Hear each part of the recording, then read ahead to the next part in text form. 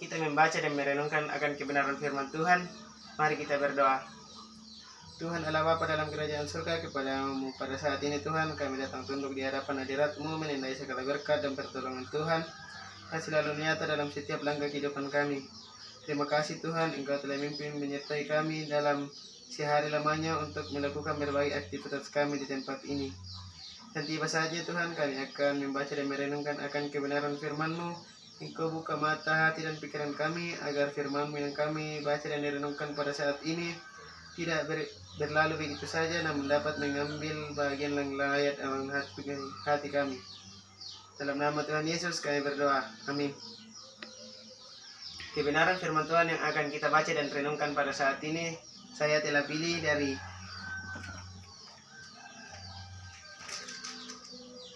Imamat pasal 26 ayat pertama hingga ayat yang kelima.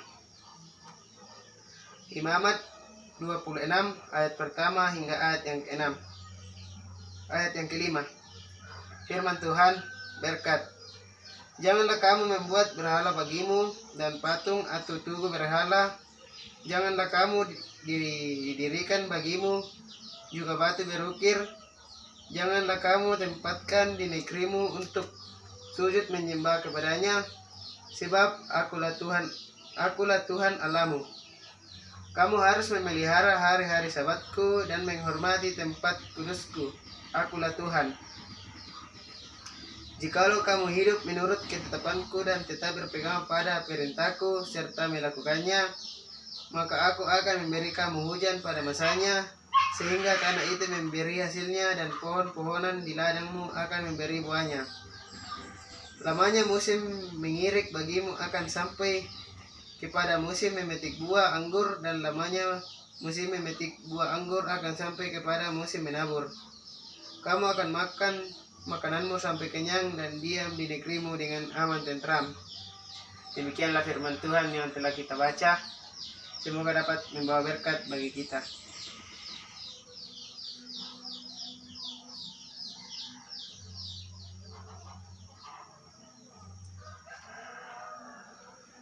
Firman Tuhan yang telah kita baca pada saat ini, saya memberi tema damai sejahtera. Kedamaian dapat datang kepada individu hanya melalui penyerahan diri tanpa syarat, penyerahan diri kepadanya yang adalah Raja Damai yang memiliki kuasa untuk menganugerahkan kedamaian. Kita dapat belajar dari kehidupan Howard W. Hunter, salah seorang teman sejawat Presiden Howard W. Hunter. Dalam Quorum 12 Rasul menggambarkan dia sebagai seorang yang memiliki kesabaran luar biasa yang datang dari kedamaian batinia yang besar. Presiden Hunter sering berbicara tentang kedamaian batin, mengajarkan bahwa seseorang dapat menerimanya hanya dengan berpaling kepada Allah, dengan mempercayainya, menjalankan iman, dan berusaha melakukan kehendaknya. Kedamaian seperti itu menolong mendukung dia melalui banyak masa yang sulit. Pada akhir tahun 1975, seorang dokter merekomendasikan operasi otak untuk istri Presiden Hunter, Claire. Presiden Hunter bergumul mengenai apakah operasi tersebut merupakan yang terbaik bagi Claire, karena itu akan melemahkan tubuhnya yang rentan dan mungkin tidak akan memperbaiki kondisinya. Dia pergi ke bait suci, berunding dengan para anggota keluarga, dan segera merasakan bahwa operasi tersebut memberikan harapan terbaik untuk memberikan pertolongan bagi Claire. Menggambarkan perasaannya pada hari operasi, dia menulis, "Saya bersamanya hingga ke pintu-pintu ruang operasi, memberikan kecukupan kepadanya, dan dia dibawa melalui pintu-pintu itu. Sementara waktu berlalu, saya menunggu dan bertanya-tanya. Tiba-tiba rasa cemas yang tegang berubah menjadi perasaan damai. Saya tahu bahwa keputusan yang benar telah dibuat dan bahwa doa-doa saya telah dijawab." Pada tahun 1989, Presiden Hunter memiliki pengalaman lain di mana dia merasakan kedamaian di saat yang sulit.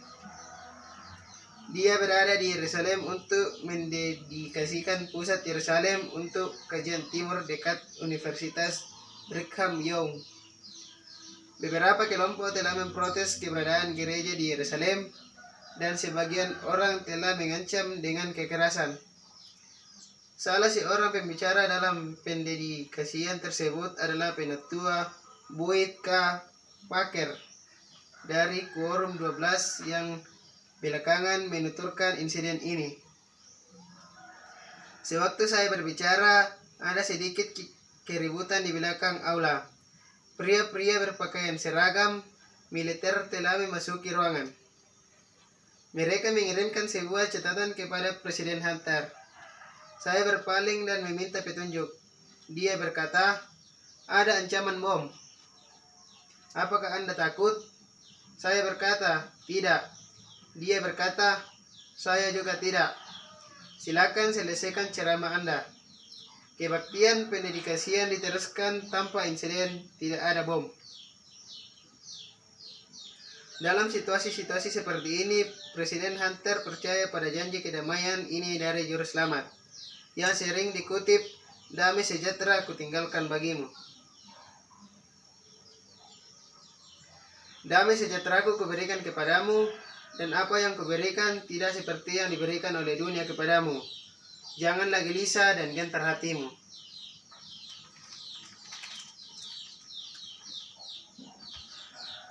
Demikianlah kebenaran firman Tuhan yang dapat kita renungkan pada saat ini.